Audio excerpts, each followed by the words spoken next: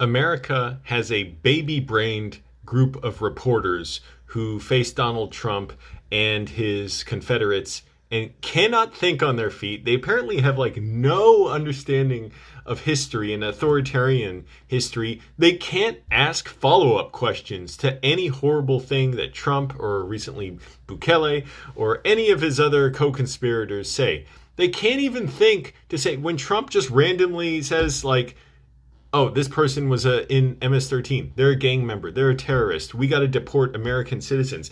They can't think to say, how do you go about determining someone's a terrorist? If you're so confident that you have good evidence someone's a criminal or a terrorist, why don't you bring charges? Not that I believe our courts are fair or can't be rigged or any of that, or that many of these people or any should face charges. But why don't they ask follow-up questions like, what do you think about historically rendition and abductions and disappearances by authoritarian regimes? Trump won't have good answers. He'll delay and stall and, say, I don't know anything about that or whatever. Or we're not doing that. You're a nasty person. You're a bad reporter. Oh, where do you report for?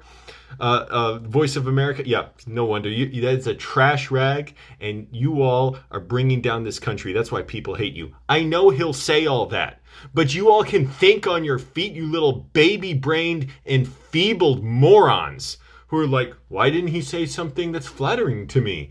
You can follow up and say, how do you go about determining who's a terrorist? If you can just accuse someone of a crime and they can't even face any charges and they can't even provide a defense or defend themselves or notify their lawyers where they are, how is that not an injustice? Like, how is that not a witch hunt?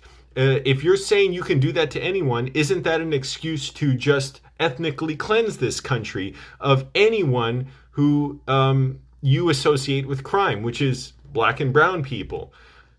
What is stopping reporters from doing that other than, yes, they're enfeebled, they're smooth brains like Anderson Cooper? He had Bernie Sanders on, and Bernie Sanders I'm souring on. Like, yeah, good enough that he's speaking about a lot of things, but he voted for Marco Rubio to be Secretary of State, and Marco Rubio's getting all these people abducted.